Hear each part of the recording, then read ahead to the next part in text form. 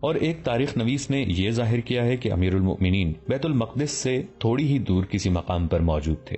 پس منظر کے واقعات کو اور مستند مورخوں کی تحریروں کو دیکھا جائے تو امیر المؤمنین عمر رضی اللہ عنہ ہمیں مدینہ میں موجود نظر آتے ہیں، جہاں انہیں ہر محاذ کی رپورٹیں مل رہی ہیں۔ مال غنیمت کا 5واں حصہ خلافت کے لیے ہر طرف سے آ رہا ہے، امیر المؤمنین کے ہاتھوں تقسیم ہو رہا ہے اور وہ سالاروں کو خراج تحسین کے پیغامات بھیج رہے ہیں۔ سالار اعلیٰ ابو عبیدہ رضی اللہ عنہ نے جو قاصد مدینہ کو روانہ کیا تھا وہ تیز رفتار تھا۔ قاصد کی رفتار اس وجہ سے مزید تیز ہو جاتی تھی کہ راستے میں گھوڑے بدلنے کا انتظام موجود تھا۔ اب تو تمام تر علاقہ مسلمانوں کے قبضے میں تھا۔ قاصد 15 دنوں بعد امیر المؤمنین کا حکم لے آیا۔ امیر المؤمنین نے لکھا تھا کہ بیت المقدس سب سے پہلے فتح ہونا چاہیے، لیکن اس کا محاصرہ کرنے سے پہلے رومیوں کی کمک کے راستے بند کرنا ضروری ہے۔ عمر رضی اللہ عنہ کو یہاں تک معلوم تھا کہ قیصریہ میں رومی فوج کثیر تعداد میں موجود ہے جو بیت المقدس کو کمک اور دیگر مدد دے سکتی ہے۔ عمر رضی اللہ عنہ کو مدینہ میں موجود رہ کر بھی معلوم تھا کہ قیصریہ تک رومیوں کی مزید فوج سمندر کے راستے بھی پہنچ سکتی ہے۔ چنانچہ خلیفۃ المسلمین عمر رضی اللہ عنہ نے ابو عبیدہ رضی اللہ عنہ کو حکم بھیجا کہ قیصریہ کا اڈا ختم کرنا ضروری ہے۔ امیر المؤمنین نے اپنے حکم اور ہدایات میں یہ بھی لکھا کہ انہوں نے یزید رضی اللہ عنہ بن ابی سفیان کو حکم بھیج دیا ہے کہ وہ اپنے بھائی معاویہ رضی اللہ عنہ کو قیصریہ کا محاصرہ کرنے اور رومیوں کے اس مضبوط اور خطرناک قلعے کو سر کرنے کے لیے فوراً بھیج دے تاکہ بیت المقدس کی رومی فوج کو قیصریہ سے اور قیصریہ کو سمندر کی طرف سے مدد نہ پہنچ سکے، اور اس سے یہ فائدہ بھی ہوگا کہ قیصریہ اور بیت المقدس کا رابطہ ٹوٹ جائے گا۔ اس حکم نامے میں یہ بھی لکھا تھا کہ قیصریہ کی فتح کے فوراً بعد ابو عبیدہ رضی اللہ عنہ بیت المقدس پر چڑھائی کریں گے۔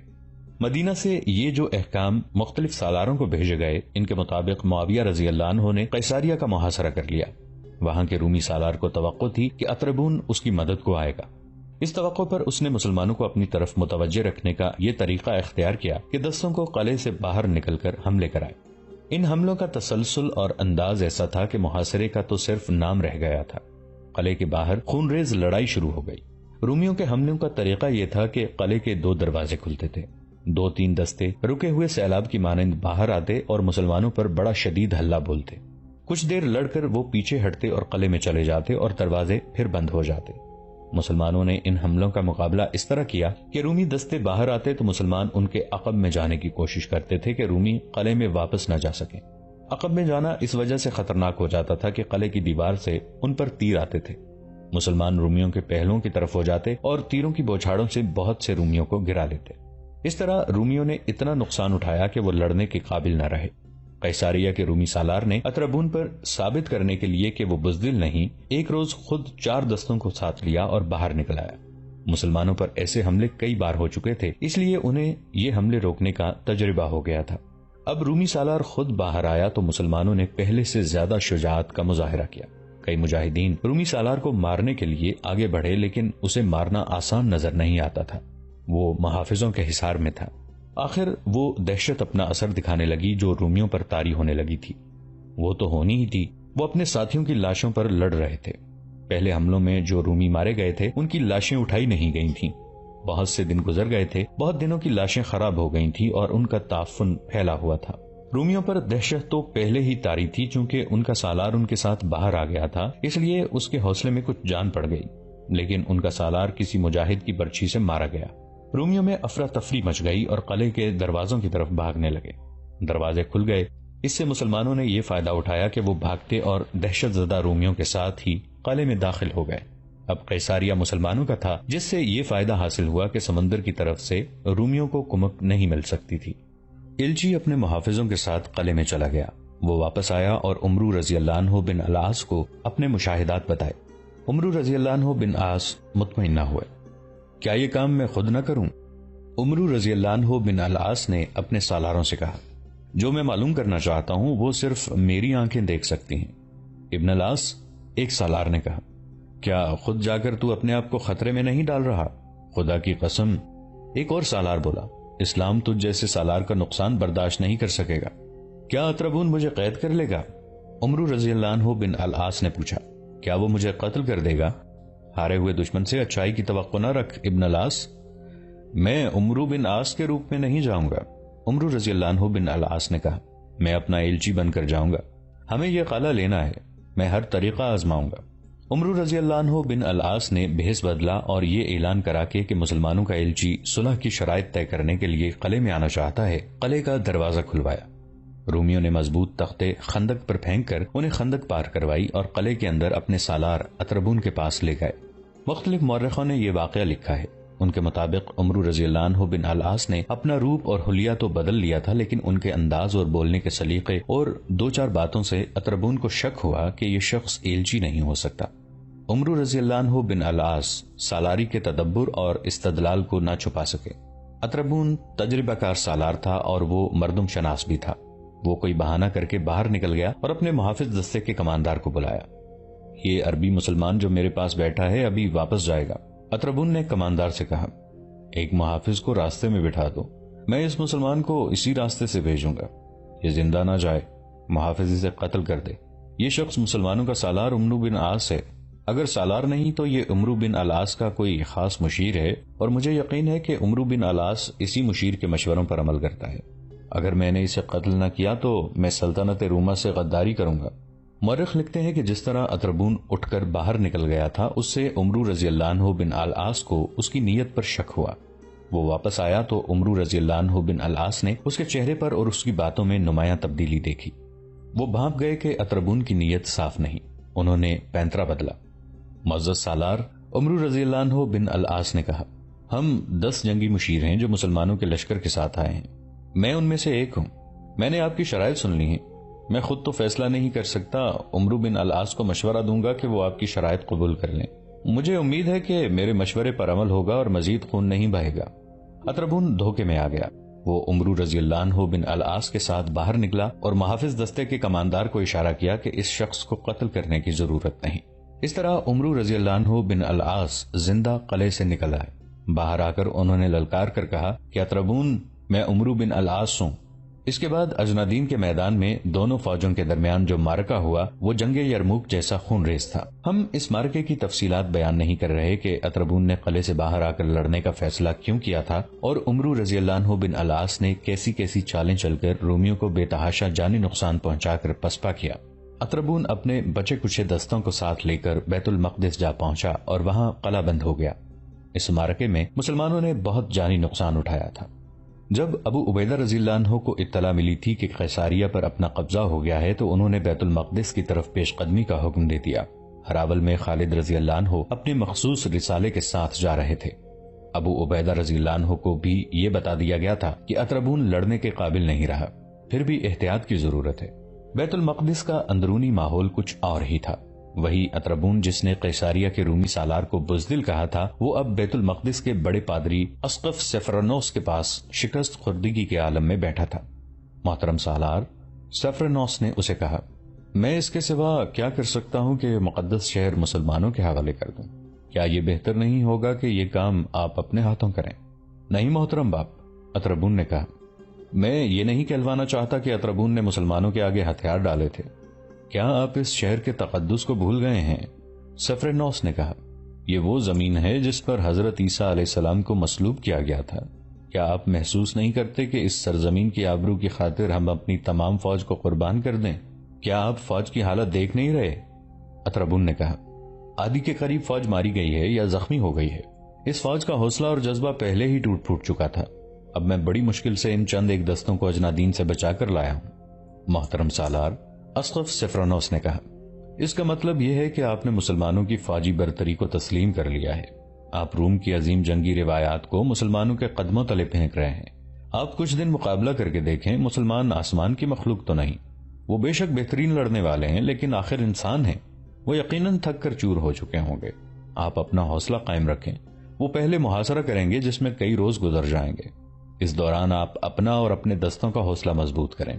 مسلمان بیت المقدس کی طرف تیزی سے بڑھے چلے آ رہے تھے اور بیت المقدس میں رومی سالار اطربون اپنے آپ کو لڑنے کے لیے تیار کر رہا تھا، لیکن وہ اپنی فوج کی حالت دیکھتا تھا تو اس کے لڑنے کا جذبہ دم توڑنے لگتا تھا۔ اس پر اپنے اسقف سفرنوس کی باتوں کا کوئی خاص اثر نہیں ہو رہا تھا۔ جب اسقف نے دیکھا اطربون ذہنی طور پر شکست قبول کر چکا ہے تو اس نے اطربون کو جذباتی باتوں سے بھڑکانا اور شرمسار کرنا شروع کر دیا۔ اس کا اتنا اثر ہوا کہ اطربون نے مقابلہ کرنے کا ارادہ کر لیا۔ اسلامی فوج پہنچ گئی اور بیت المقدس کا محاصرہ کر لیا۔ دیواروں پر تیر انداز اور برچیاں پھینکنے والے کثیر تعداد میں کھڑے تھے، ان کا انداز بتا رہا تھا کہ وہ مسلمانوں کو قلعے کے قریب نہیں آنے دیں گے۔ مسلمان سالار قلعے کے ارد گرد گھوم پھر کر دیکھ رہے تھے کہ کہیں سے دیوار پر چڑھا جا سکتا ہے یا کوئی ایسی جگہ ہے جہاں سے سرنگ لگا کر اندر جانے کا راستہ بنایا جا سکے۔ کسی وجہ سے محاصرہ مکمل نہیں تھا۔ محاصرے میں ایک جگہ شگاف تھا۔ مسلمان سالاروں نے جب دیکھا کہ شہر پناہ محفوظ ہے اور اس کا دفاع بھی خطرناک ہے تو انہوں نے محاصرے کو طول دینا مناسب سمجھا۔ اس طرح محاصرہ طول پکڑتا گیا اور بہت دن گزر گئے۔ اس دوران مجاہدین نے دروازوں پر حلے بولے، زخمی ہوئے اور جانیں بھی قربان کیں، لیکن دیوار سے آنے والے تیروں اور برچیوں نے کسی بھی دروازے تک پہنچنے نہ دیا۔ آخر ایک روز بڑے دروازے کے اوپر سے ایک بڑی بلند آواز سنائی دی، کیا تمہارا سالار صلح کے لیے آگے آئے گا؟ دیوار کے اوپر سے اعلان ہوا، ہم تمہاری شرطیں معلوم کرنا چاہتے ہیں۔ ابو عبیدہ رضی اللہ عنہ آگے گئے، خالد رضی اللہ عنہ بھی ان کے ساتھ تھے۔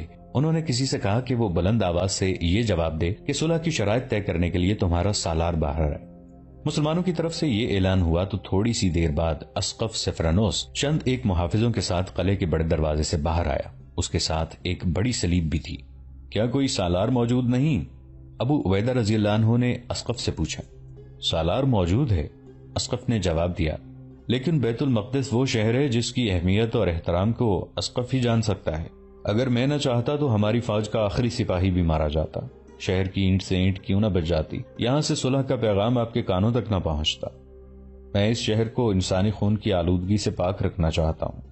رومی سالار میرے زیر اثر ہیں، میں نے انہیں صلح کے لیے تیار کر لیا ہے، لیکن آپ کی شرطیں سننے سے پہلے میں اپنی صرف ایک شرط پیش کروں گا۔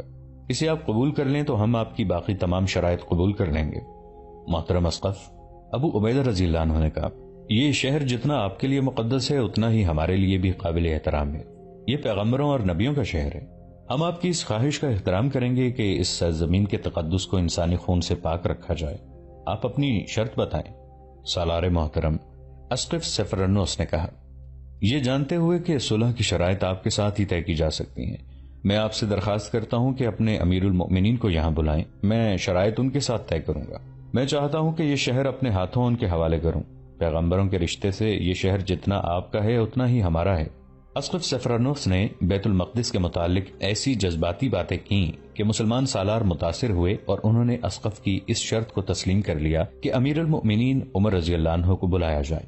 اسقف کو بتایا گیا تھا کہ امیر المؤمنین صلح کی شرائط طے کرنے کے لیے آئیں گے۔ ابو عبیدہ رضی اللہ عنہ، خالد رضی اللہ عنہ اور دیگر سالاروں کے لیے یہ ایک مسئلہ بن گیا۔ مدینہ بہت دور تھا، صرف ایک طرف کا سفر کم و بیش 1 مہینے کا تھا۔ رومیوں کی طرف سے صلح کی پیشکش کا یہ مطلب تھا کہ رومی شہر کا دفاع کرنے کے قابل نہیں رہے، اس لیے وہ صلح کرنا چاہتے ہیں۔ اس صورتحال میں مسلمان سالاروں کے سامنے سیدھا راستہ تھا کہ وہ قلعے پر تابڑ توڑ حملے کرتے اور قلعہ سر کر لیتے، لیکن اسلامی احکام کے مطابق انہوں نے دشمن کو امن اور صلح کی طرف آنے کا پورا موقع دیا۔ قرآن کا یہ فرمان بڑا صاف ہے کہ دشمن جھک جائے تو اس کے ساتھ شرائط طے کر کے صلح کر لی جائے، لیکن امیر المؤمنین کے آنے کے لیے بہت زیادہ وقت درکار تھا۔ سالار اس مسئلے پر غور و خوض کرنے لگے۔ میں ایک تجویز پیش کرتا ہوں، سالار شرجیل رضی اللہ عنہ نے کہا۔ بیت المقدس والوں نے امیر المؤمنین کو کبھی دیکھا نہیں، ان کا قد بت ابن الولید جیسا ہے، شکل و صورت میں بھی کچھ مشابہت پائی جاتی ہے۔